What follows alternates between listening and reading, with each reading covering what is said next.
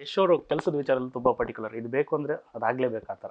So but ನಿನ್ನೆ ಒಂದು news paper ಒಂದು ಆರ್ಟಿಕಲ್ನಲ್ಲಿ ನೀವು ಒಂದಷ್ಟು ಹೇಳಿರ್ತೀರ, ಅಂದರೆ ಯಶ್ ಅವರು ನಿನಗೆ ಓಕೆನಾ ಓಕೆ ಅಂತ ಆ ನಂಬಿಕೆ ಬರೋದಿಲ್ಲ, ತುಂಬ ದೊಡ್ಡ ವಿಷಯ ಅದು.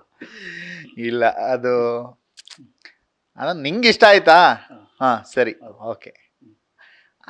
ಅದೇನಂದ್ರೆ ನಂಬಿಕೆ, ತುಂಬ ವರ್ಷಗಳ ನಂಬಿಕೆ, ಅದು ಒಂದು ದಿವಸ 2 ದಿವಸದ್ದಲ್ಲ. ಮತ್ತು ಅದು ಅವ್ರ ಬಾಯಿಲಿ ಹೇಳಿದ್ರು ನಿಂಗೆ ಓಕೆನಾ ನಂಗೆ ಓಕೆ ಅಂದರೆ ಅವ್ರಿಗೆ ಓಕೆ ಆಗಿರೋದಕ್ಕೆ ನನಗೂ ಅದಕ್ಕೆ ಸತ್ಯ ಏನು ಅಂದರೆ ಅವ್ರಿಗೆ ಓಕೆ ಆಗಿರ್ಬೇಕಷ್ಟೆ. ಅಂದ್ರೆ ತುಂಬ ನೀಟಾಗಿ ಅಬ್ಸರ್ವ್ ಮಾಡ್ತಾರೆ. ಅಂದರೆ ಏನೋ ಒಟ್ಟು ರಾಶಿ ಅಂತೂ ಖಂಡಿತ ಯಾವುದೂ ಓಕೆ ಮಾಡಲ್ಲ, ಸಣ್ಣ ಸಣ್ಣ ವಿಷಯನೂ ಓಕೆ ಮಾಡಲ್ಲ. ಆ ಕಾರಣಕ್ಕೆ ಆ ಥರದ ಜನ, ಮತ್ತು ಸುತ್ತಮುತ್ತ ಇರೋ ನಿರ್ದೇಶಕರಿಂದ ಹಿಡಿದು ಕ್ಯಾಮ್ರಾಮ್ಯಾನ್ ರಾಜೇಶ್ ಸರು, ನಮ್ಮ ಸ್ಯಾಂಡಿ ಅವರು, ಇವರೆಲ್ಲ ಅಷ್ಟು ಯೋಚನೆ ಮಾಡ್ತಾರೆ. ಅದೆಲ್ಲ ಆದಮೇಲೆ ನಮ್ಮ ಕೆಲಸ, ನಮ್ದೇನೂ ಅಲ್ಲ ಆ್ಯಕ್ಚುಲಿ ಹೇಳಬೇಕು ಅಂದರೆ.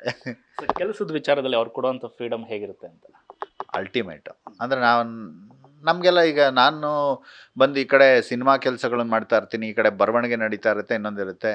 ನಾನು ನೋಡಿ ಅಪರೂಪದ್ದು ಕೆಲವು ಶೆಡ್ಯೂಲ್ಗೆ ಮಾತ್ರ ನಾನು ಹೋಗಿ ಈ ಥರ ಸ್ಟಿಲ್ಸ್ನ ತೆಗೆದಿರೋದು. ಅದರ್ವೈಸ್ ಮೇಕಿಂಗ್ ಮಾಡೋದು ನನ್ನ ಕಂಪ್ನಿ ಫೋಕಸ್ ಫೋಟೋಗ್ರಫಿ ಸರ್ವೀಸು ಅದನ್ನು ತೊಗೊಂಡಿದೆ, ಅದು ಮಾಡ್ತಾ ಇದೆ ಆ ಕೆಲಸ. ಬಟ್ ಅದು ಬಿಟ್ಟು ಸ್ಪೆಷಲ್ ಡೇನ ಅಲ್ಲಿರುವಂಥ ಒಬ್ಬರು ಅಸೋಸಿಯೇಟು ನಮಗೆ ಸ್ಪೆಷಲ್ ಡೇ ಇದ್ದರೆ ಅದು ಮೆನ್ಷನ್ ಮಾಡಿ ಕಳಿಸ್ತಾರೆ, ಆ ಡೇಗೆ ಮಾತ್ರ ನಾನು ಹೋಗಿರೋದು. ಸೊ ನಮ್ಗೇನು ಬೇಕೋ ಆ ಟೈಮಿಗೆ ತೆಕ್ಕೊಳಕ್ಕೆ ಆ ಥರ ಅವಕಾಶ ಯಾರು ಕೊಡ್ತಾರೆ, ದಿವಸ ಬಂದು ಬಾ ಅನ್ನೋ ಥರದವ್ರೆ. ಅಂದರೆ ನಮ್ಮ ಕೆಲಸದ ಬಗ್ಗೆನೋ ಗೊತ್ತಿರುತ್ತೆ, ಇನ್ನೊಂದು ಆ ಥರದ್ದೆಲ್ಲ ಫ್ರೀಡಮ್ ತುಂಬ ಸಿಗುತ್ತೆ. ಸೊ ಎಲ್ಲರೂ ಅಂದ್ಕೊಂಡಿದ್ರು ಜನವರಿ 8ಕ್ಕೆ ಒಂದು ಫಸ್ಟ್ ಲುಕ್ ಪೋಸ್ಟರ್ ಬರುತ್ತೆ ಅಂತ ಅಂದ್ಬಿಟ್ಟು, ಬಟ್ ಅದನ್ನು ಮೀರಿ ಒಂದು ಗ್ಲಿಮ್ಸನ್ನು ಬಿಡ್ತಾರೆ. ಆ ಒಂದು ಐಡಿಯಾ ಬದಲಾಗಿದೆ ಹೆಂಗೆ ಅಂತ. ಅಂದರೆ ಏನಾಯ್ತು, ಲಾಸ್ಟ್ ಇಯರು ಯಾವುದೋ ಒಂದು ಬೇಡದಿರೋ ಘಟನೆ ನಡೀತು. ಈ ಸಲ ಮತ್ತೆ ಸಿಕ್ಕೋದು, ಇನ್ನೊಂದು ಮಾಡೋದು, ಆ ಪೋಸ್ಟರ್ ಹಂಚೋದು, ಏನೋ ಮಾಡಿ ಅನಾಹುತಗಳಾಗೋದು ಅವ್ರಿಗೆ ಯಾವತ್ತೂ ಇಷ್ಟ ಇಲ್ಲ. ಸೊ ಅಟ್ಲೀಸ್ಟು ಖುಷಿನಾದರೂ ಕೊಡಬೇಕು ಅಭಿಮಾನಿಗಳಿಗೆ ಅನ್ನೋದು ಮನುಷ್ಯಂಗೆ ಯಾವಾಗಲೂ ಇರುತ್ತೆ.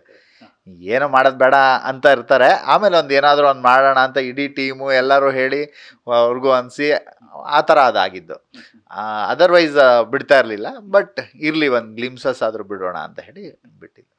ಯಶ್ ಅವರ ಸಾಕಷ್ಟು ಅವತಾರಗಳು ನಾವು ನೋಡಿದ್ದೀವಿ, ಅಂದರೆ ರಾಕಿ ಬಾಯ್ ಆಗಿ ಅವರು ಇದ್ದಂಥ ಅಬ್ಬರ ಆಗಿರ್ಬೋದು ಅದೆಲ್ಲ. ಬಟ್ ಈ ಲುಕ್ನಲ್ಲಿ ಪರ್ಟಿಕ್ಯುಲರ್ ನಿಮ್ಮ ಎದುರುಗಡೆ ಬಂದು ನಿಂತ್ಕೊಂಡಾಗ ಯಾವುದೋ ಒಂದು ಫೋಟೋ ತೆಗಿಬೇಕು ಅಂತಿದ್ದಾಗ ಹೇಗೆ ಕಾಣಿಸ್ತಾ ಇದ್ರು ಅಂತ ನಿಮಗೆ ವಾವ್ ಅನ್ನೋವಂಥ ಮೂಮೆಂಟ್ ಅದು? ಸರ್, ಇದು ಲುಕ್ ಎಲ್ಲ 1.25 ವರ್ಷದ ಹಿಂದೆ ಲಂಡನ್ನಿಂದ ಬಂದಂಥ ಬೇರೆ ಬೇರೆ ಆರ್ಟಿಸ್ಟ್ಗಳು ಅವ್ರ ಮೇಲೆ ಪ್ರಯೋಗ ಮಾಡಿದ್ರಿಂದ ಹಿಡಿದು ಎಲ್ಲದು ಬೇರೆ ಬೇರೆ ನೋಡ್ಕೊಂಬಂದ್ವಲ್ಲ, ಅದನ್ನು ಫೈನಲ್ ಮಾಡೋದಕ್ಕೆ ಎಷ್ಟೋ ಲೇಯರ್ಸ್ ಇದೆ ಒಂದು ಲುಕ್ ಫೈನಲ್ ಮಾಡ್ಕೊಳ್ಳೋದಕ್ಕೆ.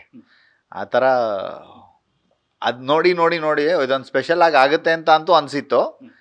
ಅದು ಇವಾಗ ಆಡಿಯನ್ಸ್ಗೂ ಅದು ಅನಿಸಿರೋದು ವೆರಿ ಹ್ಯಾಪಿ. ಅದು ಬರೀ ಇವಾಗ ಲುಕ್ ನೋಡಿದ್ದೀರಾ, ಇನ್ ಫ್ಯೂಚರ್ ಅದು ಆ ಲುಕ್ ಒಳಗಡೆ ಇರುವಂಥ ಟಾಕ್ಸಿಕ್ನ ನೋಡೋಕ್ಕಾಗತ್ತೆ.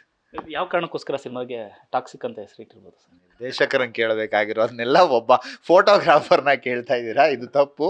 ನಾನೊಬ್ಬ ಸಣ್ಣ ಸದಸ್ಯ ಆ ಟೀಮಲ್ಲಿ, ಅಷ್ಟೆಲ್ಲ ಮಾಹಿತಿನ ನಾನು ಹೇಳೋದು ಅಲ್ಲ. ಆ್ಯಂಡ್ ಅದೆಲ್ಲ ನಿರ್ದೇಶಕರು ಅಥವಾ ನೀವು ಪ್ರೊಡಕ್ಷನ್ ಹೌಸ್ ಅವ್ರನ್ನ ಕೇಳಿದ್ರೆ ಖಂಡಿತ ಚೆನ್ನಾಗಿ ಹೇಳ್ತಾರೆ.